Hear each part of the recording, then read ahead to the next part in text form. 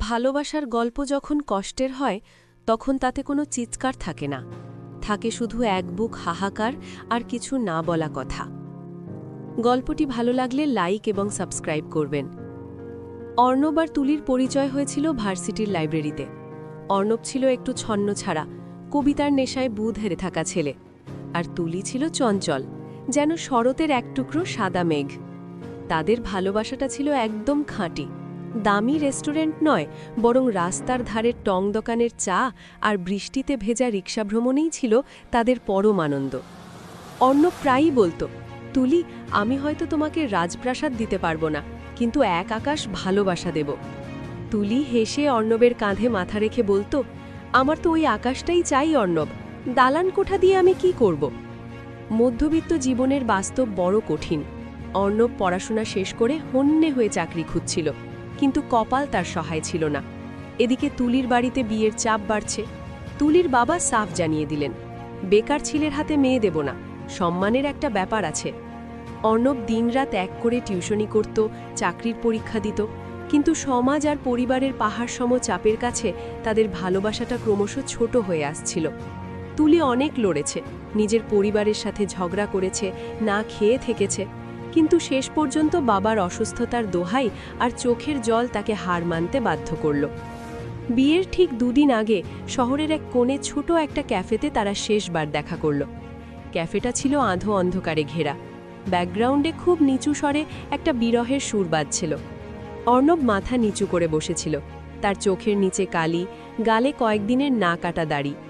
তুলির পরনে ছিল নীল রঙের একটা কামিজ, অর্ণবের প্রিয় রং, কিন্তু তুলির চোখের কোণে লেগে থাকা জল নীল রংটাকেও বিষণ্ণ করে দিচ্ছিল। অর্ণব পকেট থেকে একটা ছোট আংটি বের করল, সিটি গোল্ডের ওপর সস্তা একটা পাথর। সে মৃদুস্বরে বলল, ভেবেছিলাম প্রথম বেতনের টাকা দিয়ে এটা কিনব, কিন্তু সময় তো আর আমার জন্য থামল না, এটা রেখো, ফেলে দিও না। তুলি আংটিটা হাতে নিয়ে ডুকরে কেঁদে উঠল। কেন এমন হয় অর্ণব? আমরা তো কারোর কোনো ক্ষতি করিনি, তবে আমাদের কেন আলাদা হতে হচ্ছে? অর্ণব কোনো উত্তর দিতে পারল না, কারণ তার কাছেও কোনো উত্তর ছিল না। পৃথিবীর সব প্রশ্নের উত্তর যেমন গুগলে পাওয়া যায় না, তেমনি সব ভালোবাসার পরিণতি ডায়েরির শেষ পাতায় সুখের হয় না। তুলির বিয়ে হয়ে গেল এক প্রবাসী ব্যবসায়ীর সাথে। অর্ণব জানত তুলি হয়তো এখন সুখে আছে, কিংবা সুখী হওয়ার অভিনয় করছে। সে নিজেও একটা প্রাইভেট কোম্পানিতে ছোট চাকরি পেয়েছে, জীবন তার আপন গতিতে চলছে। বিয়ের 1 বছর পর অর্ণব একদিন সেই পুরনো ক্যাফেতে গেল।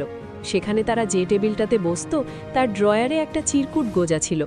তুলি যাওয়ার দিন সেটা লিখে রেখে গিয়েছিল, কিন্তু অর্ণব তখন দেখার মতো অবস্থায় ছিল না। চিরকুটে লেখা ছিল, অর্ণব, আমি জানি তুমি আমার উপর রাগ করেছ, হয়তো আমাকে স্বার্থপর ভাবছ, কিন্তু বিশ্বাস করো, আমি অন্য কারোর ঘরে গেলেও আমার আত্মাটা ওই ক্যাফের টেবিলেই পড়ে থাকবে। আমার প্রতিটি নিঃশ্বাসে তোমার নাম থাকবে। ভালো থেকো আমার প্রিয় আকাশ। ইতি, তোমার তুলি। অর্ণব চিরকুটটা হাতে নিয়ে জানালার বাইরে তাকালো। রাস্তা দিয়ে কত কত জুটি হাত ধরে যাচ্ছে, তারা হাসছে, স্বপ্ন দেখছে। অর্ণব ভাবল, এদের মধ্যেও হয়তো কেউ কেউ কোনো একদিন এভাবেই আলাদা হয়ে যাবে। সেদিন বিকেলে অর্ণব তার ডায়েরিতে ছোট একটা বাক্য লিখল, সব ভালোবাসা পূর্ণতা পায় না, কিছু ভালোবাসা অমর হয়ে থাকে শুধু অপূর্ণতার জন্য। অর্ণব আজও সেই আংটিটার বাক্স আগলে রাখে। সে আর কাউকে ভালোবাসেনি, কারণ সে জানে যে তার হৃদয়ের সিংহাসনে যে বসেছিল সে জায়গাটি এখন এক গভীর শূন্যতায় ঢাকা। গল্পটি ভালো লাগলে লাইক